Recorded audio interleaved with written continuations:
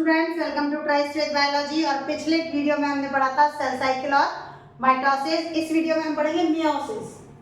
Meiosis क्या है? जिसमें एक से नए 4 सेल बन जाए। अब 4 सेल बन रहे हैं, लेकिन मतलब 4 टाइम्स सेल बढ़ रहे हैं, लेकिन जो डिप्लॉयड है उन्हीं सेल्स में होगा। क्यों?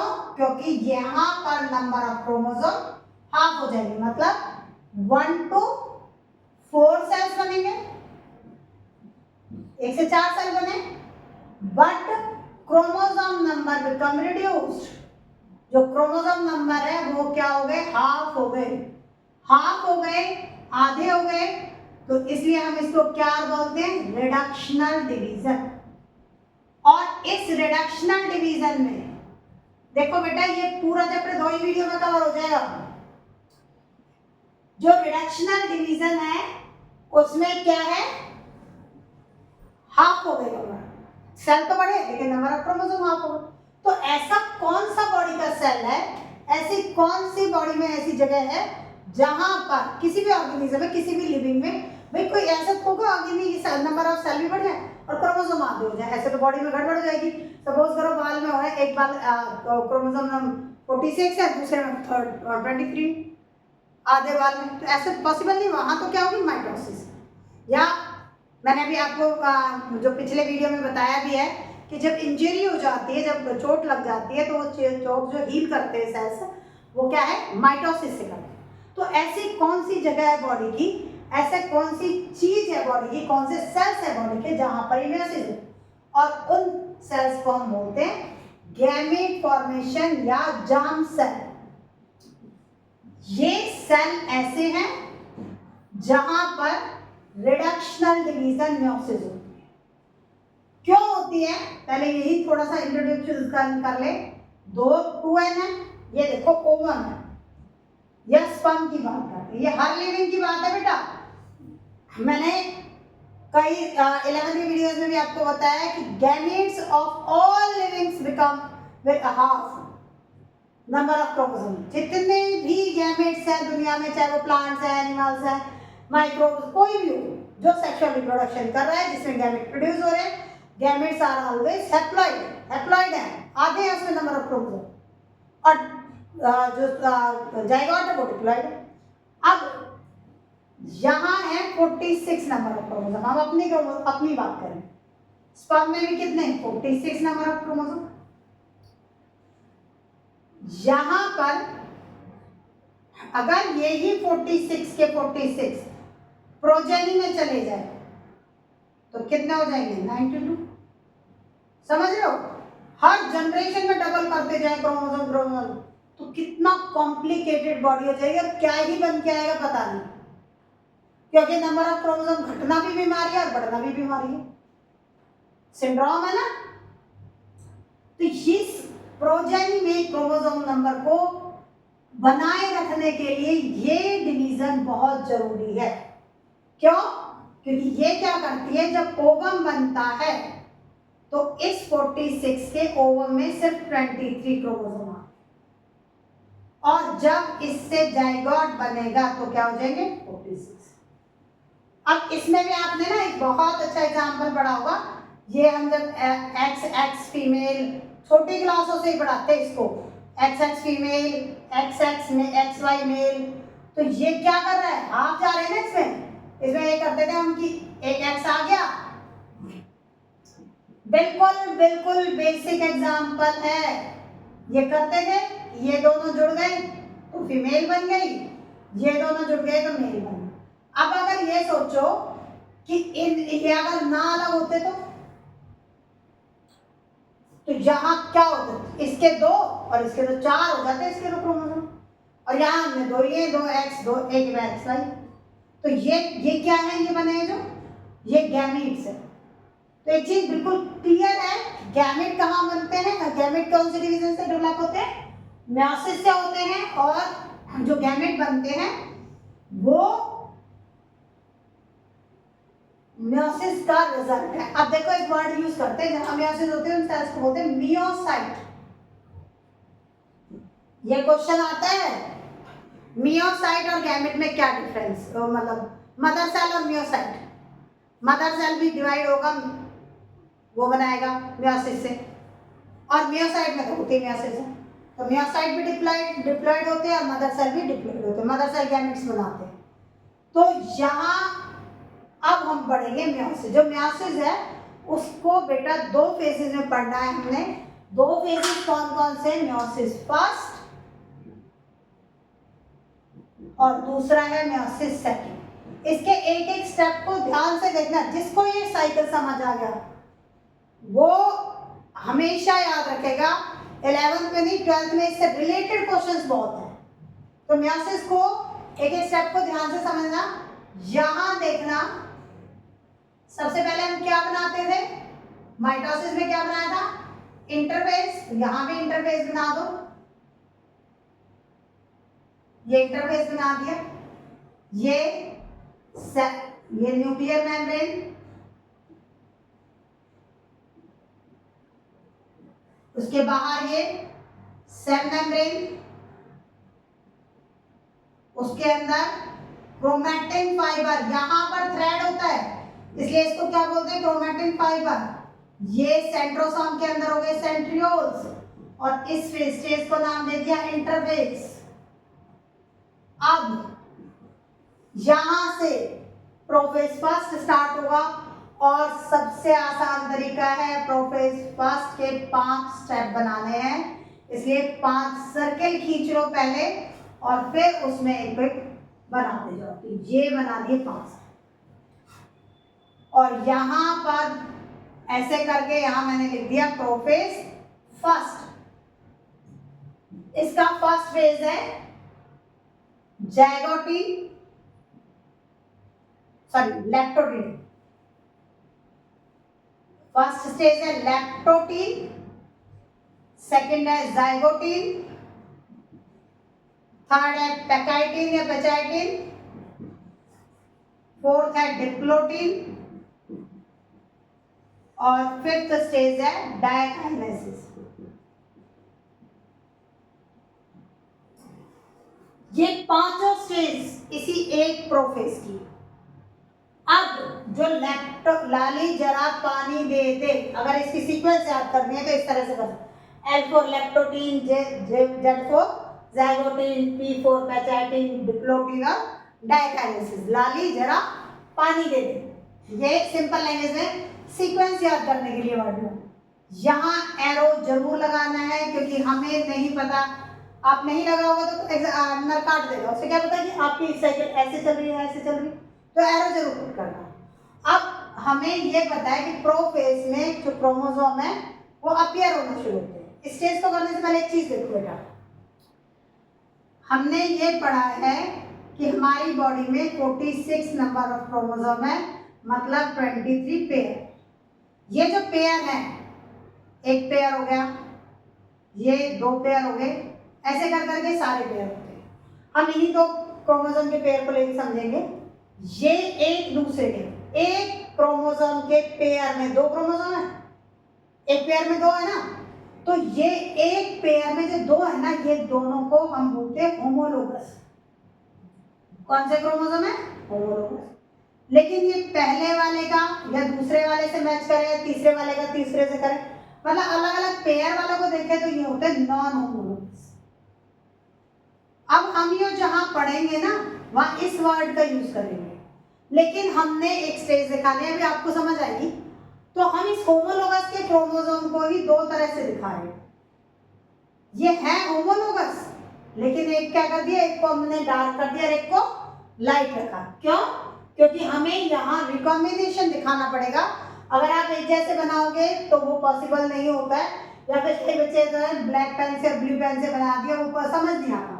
इसलिए सबसे अच्छा तरीका इसको बनाने का यही है कि इसको एक को डार्क कर दो और इसको एक को लाइट कर दो।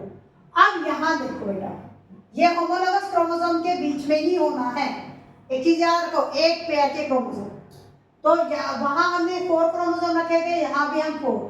यहाँ पर न्यूक्लियर मेम्ब्रेन डिसअपियर होना शुरू करेगी और ये जो सेंट्रियोल्स थे दूर जाना शुरू करेंगे। तो एक तो इसी चीज को बना लो पहले सब में। इसमें ज्यादा से थ्रेड दिखा देना, इसमें कम दिखा देना, इसको सेंट्रियोल्स को और दूर जाते दिखा देना।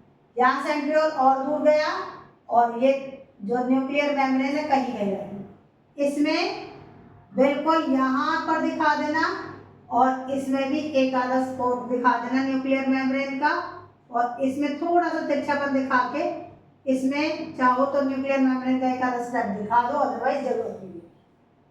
तो ये जो न्यूक्लियर मेम्ब्रेन है वो बिल्कुल डिसअपियर होती जा रही है, यहाँ ज्यादा थी, यहाँ कम और यहाँ बिल्कुल कम।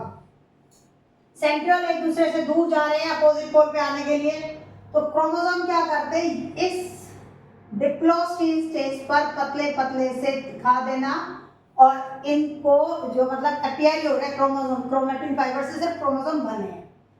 जाइगोटीन में इनको प्रॉपर दिखाना पड़ेगा क्योंकि यहाँ होती है होमोलोगस क्रोमोसोम की पेयरिंग। अब मैंने क्या कहा कि एक को हम लाइट दिखाएंगे और एक को डार्क दिखाएंगे क्योंकि हमने इसको क्या करना है, इसकी क्रॉसिंग ओवर करानी। तो ये होती है पेयरिंग, मतलब पेयर में इकट्ठे आ गए, ये एक पेयर बन गया और ये दूसरा पेयर बन गया। यहाँ हम दो पेयर को दिखाएंगे क्योंकि, और दो पेयर दिखाने जरूरी भी है यहाँ कि मिनिमम दो पेयर का हम दिखा देंगे, बहुत ज्यादा नहीं दिखाएंगे।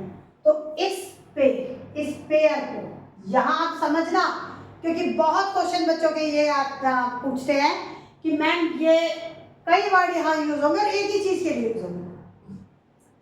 इस पेयरिंग को हम बोलते हैं, ये मैं यही लिख देती हूँ,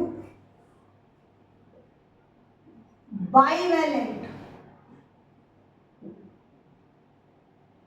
और टेट्राड। और बाई की जगह कई जगह क्या लिखा होगा, डाइवेलेंट। एक ही बात है, मतलब पेयरिंग ऑफ होमोलोगस क्रोमोसोम। क्या लिखोगे इसको, क्या है ये, अगर यहां डाइवेलेंट, बाइवेलेंट, टेट्राड, ये तीन वर्ड आ गए। अब एक और वर्ड देखो, ये कहता है सिनेप्सिस बन रही है।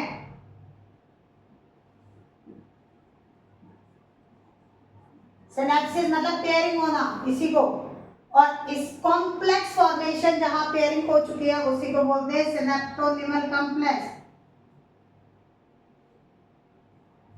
सिनेप्टोनिमल कॉम्प्लेक्स, और ये हो गया यहां सिनेप्टोनिमल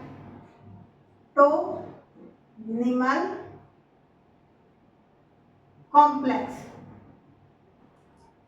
ये सारे वर्ड इसी चीज के लिए हैं, किस चीज के लिए, पेयरिंग ऑफ होमोलोगस क्रोमोसोम। कहां हो रही है होमोलोगस क्रोमोसोम की पेयरिंग, और कहां हो रही है भाई, इन जाइगोटीन, जाइगोटीन में हो रही है pairing of homologous chromosome in zygotene. Zygotene में होमोलोगस क्रोमोसोम की पेयरिंग हो रही है, और इसी को divalent, bivalent, tetrad, synaptonemal complex, synapse, सब उसी के अंदर, और एक ही लाइन है, कोई कंफ्यूज होने की जरूरत नहीं है। दो एक जैसे क्रोमोसोम जो कि एक पेयर के हैं लेकिन अलग अलग शेड से दिखाए हुए हैं, वही है सारी चीजें। कौन सी स्टेज पे, जाइगोटीन पे। अब आ जाइए अगली स्टेज पे जिसका नाम है पैकाइटिन। यहां पर ये पास आना शुरू हो जाते हैं, मिलाप हो रहा है भाई, पहले तो यहाँ पेयर बने और यहाँ ये बिल्कुल एक कोई भी ऐसा पॉइंट रख लीजिए जहां पर इनको आपने टच दिखाना है, बिल्कुल पास में आके। दो पॉइंट पे मत दिखाना, दो पॉइंट में दिखाओगे तो क्रॉस साइकिल बनाना बड़ा मुश्किल हो जाएगा, इसलिए सिर्फ एक पॉइंट पे देखो। यहां से ये टच है और इस वाले क्रोमोसोम को थोड़ा ऊपर बना लेते हैं, स्पेस यहाँ नहीं है, तो ये यहां से टच दिखा रही है। और क्रोमोसोम जो है वो अलग है, टच नहीं है, लेकिन एक जो क्रोमोसोम है वो एक पॉइंट से, इस वाले पॉइंट से पास में आ रहा है, बिल्कुल पास पास बना देना इनको, और एक ही इस पॉइंट पर टच तो हो रहा है लेकिन क्रॉस नहीं हो रहा डिप्लोटीन में। तो इसको ये देखो सबसे बढ़िया तरीका है, स्टेज है उसी के ऊपर लिख लो, उसके ऊपर लिख लोगे पॉइंट बनाने में आसानी है। तो यहां क्या है, इनिशिएशन ऑफ रिकॉम्बिनेशन, रिकॉम्बिनेशन का स्टार्ट हो जाता है। ये नीट के में बहुत इंपॉर्टेंट क्वेश्चन है, छोटे छोटे जो बन के आते हैं, synaptonemal complex, divalent, trivalent, tetrad, crossing over कहां से हो रही है, किस में स्टार्ट हुई, कौन सी फेज में स्टार्ट हुई, ये सब। अब आता है डिप्लोटीन, कहां से इनिशिएशन कहां गया, पैटाइटिस में। लेकिन यहां पर अब यहां से बहुत संभल के आपने क्रोमोसोम बनाने हैं। ये क्रोमोसोम बनाया और इस क्रोमोसोम के एक पार्ट जहां पे हमने टच दिखाया था ना, उसको पास कर दो, बाकी सारे क्रोमोसोम को दूर कर दो और ये कुछ ऐसा स्ट्रक्चर बनेगा। जब ये ऐसा स्ट्रक्चर बनेगा ना, तो इसका मतलब है कि इसमें ये क्रॉसिंग ओवर हो गई। क्रॉसिंग ओवर एक पॉइंट से क्रॉस कर गया और एक्स एक्स ऐसे एक्स वही ना क्रॉस कर गया, तो ये ऐसे एक्स जो बनता है इसको बोलते हैं चेस्टनट। और क्या है चेस्टनट को, चेस्टनट क्या है, रिकॉम्बिनेशन पॉइंट। तो एक्स शेप्ड स्ट्रक्चर किसके पास, during crossing over, crossing over के टाइम पर एक्स शेप स्ट्रक्चर बनता है, उसको हम क्या बोलते हैं, चेस्टनट। एक और चीज, ये डिप्लोटीन स्टेज है ना, वो कुछ वर्टिब्रेट्स में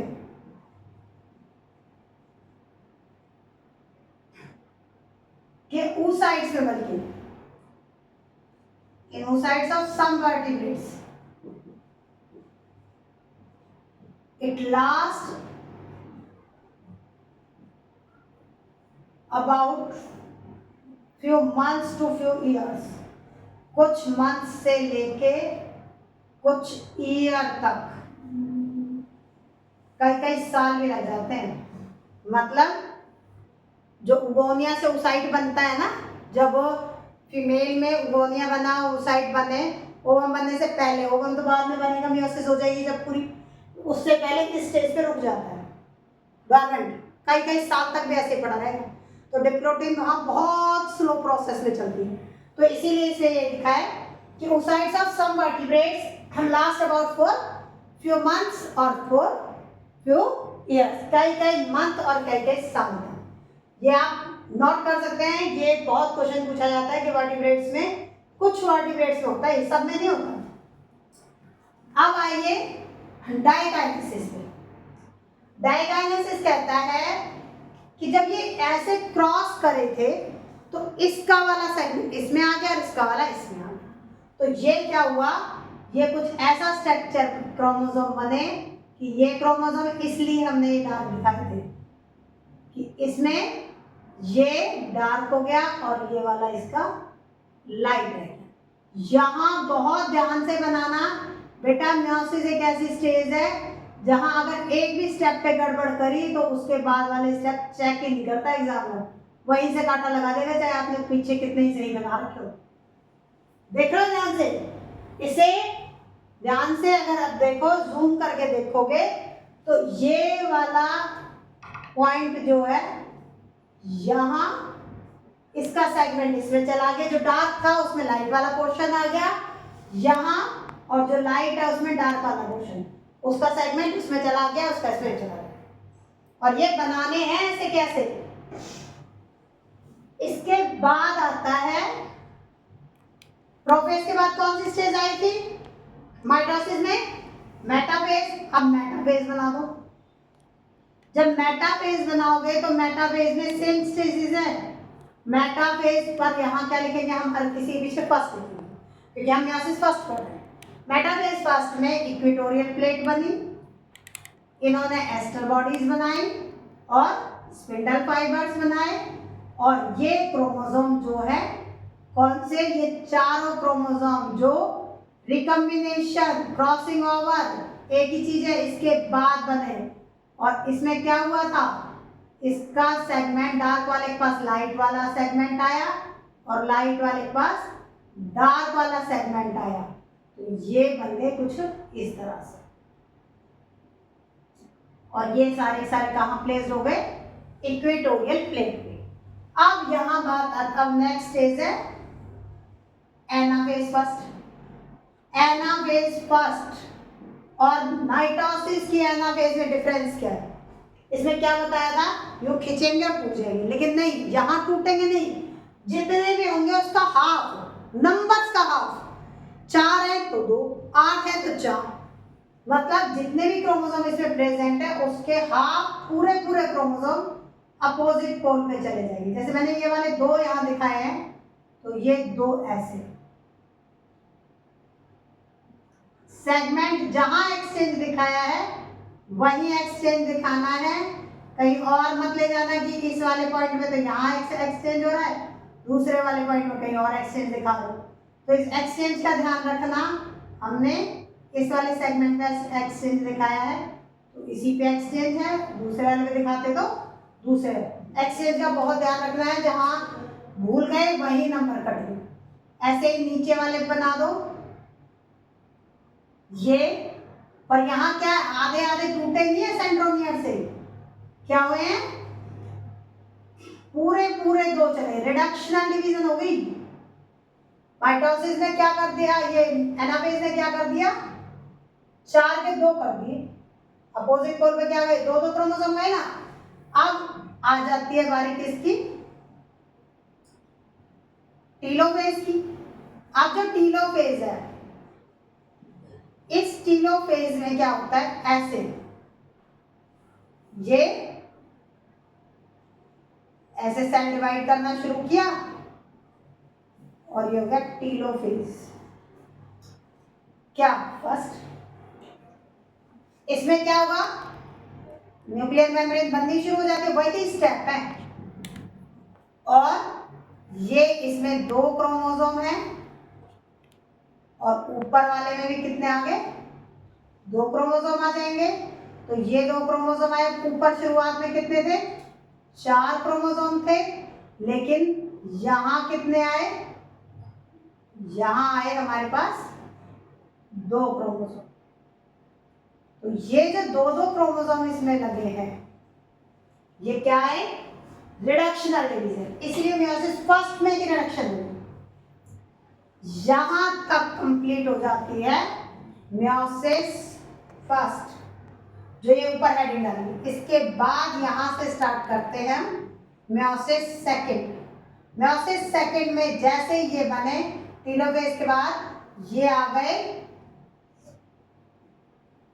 पहले क्या बने? एक और स्टेप बढ़ा दीजिए हम चाहे तो। सेल डिवाइड कर गए हैं, न्यूक्लियस भी डिवाइड कर गए हैं, तो ये तो हो गए daughter cell. Number of chromosome में बार बार कह रही हूँ, नंबर ऑफ क्रोमोसोम को बनाते वक्त ध्यान रखिए, जहां आपने एक्सचेंज दिखाया है उस एक्सचेंज को बराबर रखिएगा, जहां बनाना है उसी साइड में। ये नहीं कि एक बार इस वाली लेग पे बना रहे हो इसके, एक बार उस वाली साइड पे बना रहे हो। तो जिस आर्म पे बना रहे हो ना उसी आर्म पे रहना चाहिए लास्ट तक, ठीक है? अपने डायग्राम को यहां से ये देखना है कि हम किस साइड पर एक्सचेंज दिखा रहे हैं, यहां से दिखा देना मियोसिस सेकंड।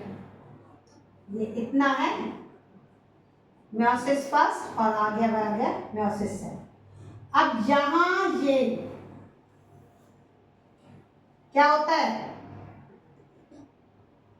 ये न्यूक्लियर मेम्ब्रेन हटनी शुरू हो गई, दोनों सेल को लेना। देखो अगर पेपर में टाइम आपके पास है तो दोनों सेल को लेकर बना दो, नहीं है तो एरो मार्क करो और एक सेल के साथ बनाओ। तो हमारे पास 2 ऑप्शन है यहां से चलने के लिए। तो ये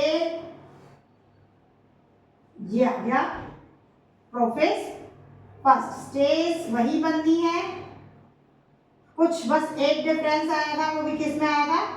एनाफेज फर्स्ट में, कि यहां पर वो क्रोमोसोम बीच में से ना टूट के पूरा पूरा चला गया था। ये आ गया प्रोफेज सेकंड। अब यहां हर चीज में सेकंड सेकंड लिखना पड़ेगा हमें। अब बात अब क्या है? मेटाफेज, मेटाफेज में एक ये सेल, एक ये इक्वेटोरियल लाइन, यहाँ भी सेंट्रियोल्स दिखा देना भाई। इसमें ये सेंट्रियोल बना एस्टर बॉडी, ये स्पिंडल फाइबर्स, और ये सारे के सारे लग गए यहाँ। यहाँ जब लग गए तो ये देखो ऐसे, ये और ये बना, ये ऐसा हो गया और ये हो गया ऐसे। तो मैं फिर कह रही हूँ कि इस एक्सचेंज को ध्यान रखना, मेन ये एक्सचेंज ध्यान रखना है यहाँ, क्योंकि बच्चे हो, घूमने की बीमारी होती है आप लोगों में, तो वो बीमारी को अपने ऊपर हावी मत होने देना कि जो मैंने आगे बनाया उसी को लास्ट तक। और सबसे बड़ी बात होती है, जो बनाते हो तो एक बार क्रॉस चेक कर लो, क्योंकि चेक करते वक्त जल्दी दिखती है चीज़ें कहाँ गलती हो गई है।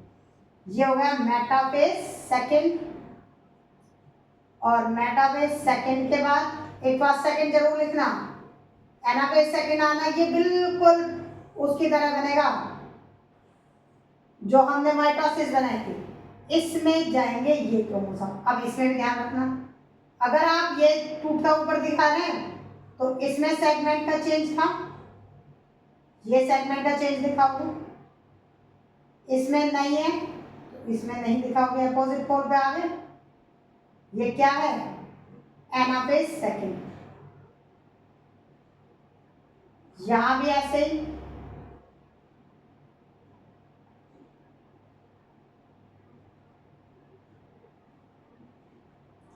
ये एनाफेज सेकेंड हो गया,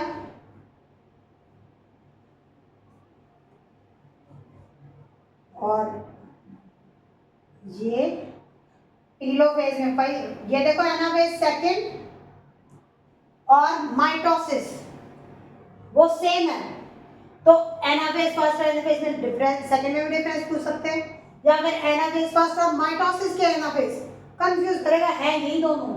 माइटोसिस बिल्कुल मियोसिस की तरह है, जैसे सेकेंड माइटोसिस पे बेस्ड है। ये हो गया ऐसे। अब आना दो टीलोफेज, टीलोफेज में ये ऊपर वाले दो में टूटा और ये नीचे वाला भी दो में डिवाइड होगा, तो ये डिवाइडेशन जब होगी तो यहाँ क्या हो गया, ये बन गए न्यूक्लियर मेम्ब्रेन रीअपियर होनी शुरू हो गई, और अब ये क्रोमोसोम ऐसे हैं, ऊपर वाले में रिकॉम्बिनेशन वाले आए हैं और नीचे सेल वाले सेल में विदाउट रिकॉम्बिनेशन वाले आए हैं। और है क्या, ये होमोलोगस क्रोमोसोम के अंदर ही होती है क्रॉसिंग ओवर। ये वही है जो वेरिएशन हम पढ़ते हैं ना, सेक्सुअल रिप्रोडक्शन में वेरिएशन होती है, सेक्सुअल रिप्रोडक्शन में ये है वो वेरिएशन, कि सेक्सुअल रिप्रोडक्शन में वेरिएशन कैसे हो रहा है, ऐसे हो रहा है। आगे ना एक जीन, जो इसमें जीन थी वो उसमें चली गई, जो उसके अंदर जीन थी वो इसमें आ गई।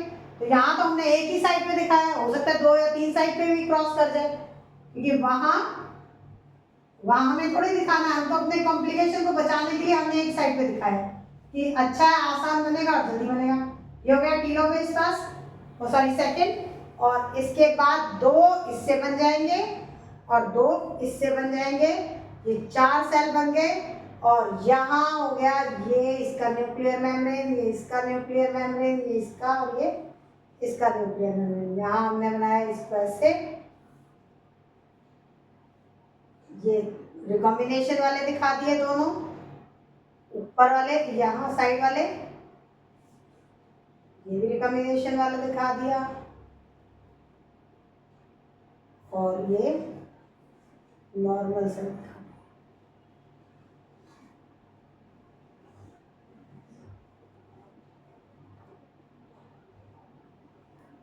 ठीक है, ये हो गए साइटोकाइनेसिस स्टेप पे लिखना।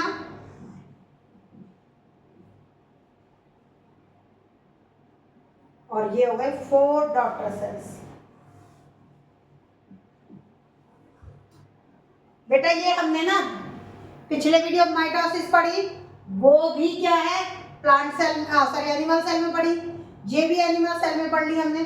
अगर आप प्लांट सेल में डिवीजन करना चाहते हो तो सिर्फ इसके ऊपर एक सेल वॉल बनाते चलना, इस तरह से, जैसे ये सेल बनाया ना इसके ऊपर ऐसे, बाकी सारी डिवीजन वही होंगी सिवाय लास्ट में साइटोकाइनेसिस को।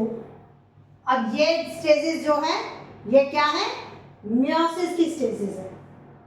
अब देखो साइटोकाइनेसिस में क्या है ना, साइटोकाइनेसिस मैं इसे रब करती हूँ और फिर हम बनाएंगे साइटोकाइनेसिस में क्या डिफरेंस है। यही देख लो, ये टेलोफेज के बाद होती है ना cytokinesis.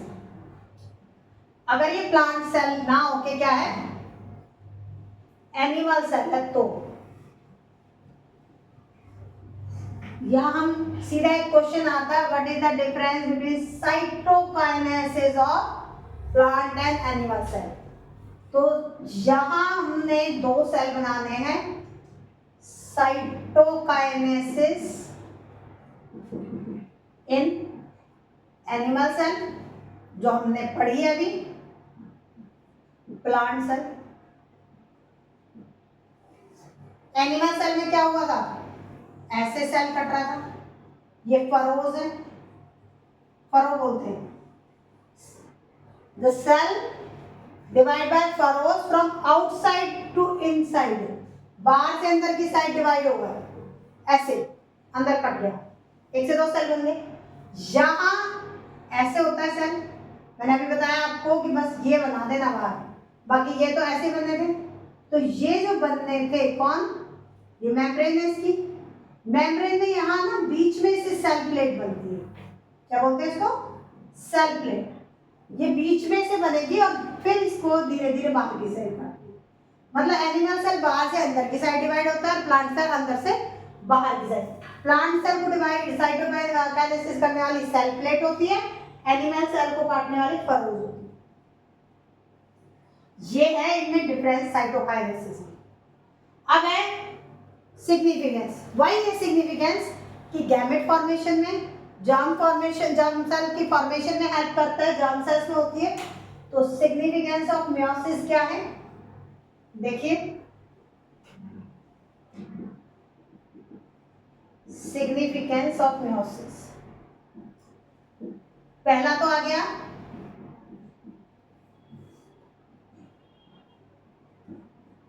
help in maintaining the chromosomal number in progeny। Chromosomal number को मेंटेन रखने के लिए हर जनरेशन में, इन जनरेशन टू जनरेशन भी कह सकते हो, जनरेशन टू जनरेशन ही लिख लो बेशक, कि जनरेशन टू जनरेशन जितने भी गैमेट बनते हैं उनकी प्रोडक्शन में जो क्रोमोसोम नंबर है, मतलब पेरेंट के और बच्चे के एक जैसे रहे, बराबर रहे नंबर में, એટલે कम ज्यादा ना हो।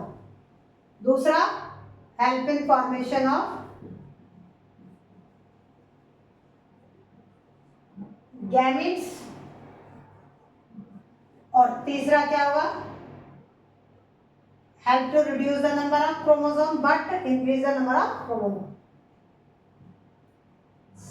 Reduce the chromosomal number from parent cell to daughter cell। और एक पॉइंट और भी लिख सकते हो आप इसमें, वो क्या है कि जो मियोसिस हो रही है वो किस में हो रही है, रिडक्शनल डिवीजन है, और जो मियोसिस से पेरेंटल सेल्स बन रहे हैं, तो ये हेल्प करता है गैमेटोजेनेसिस में। ये ना पॉइंट बढ़ाने के तरीके होते हैं, गैमेट फॉर्मेशन की गैमेट जनरेशन गैमेटोजेनेसिस है, तो ये मियोसिस के सिग्निफिकेंस हो गए, पॉपुलेशन मेंटेनेंस में हेल्प करती है, प्रोडक्टिविटी स्टेबल, वो जो आएगा ना कि क्रोमोसोम नंबर किसी में ज़्यादा ना हो किसी में कम हो, उसमें हेल्प करेगा। तो ये हो गए मियोसिस के सिग्निफिकेंस।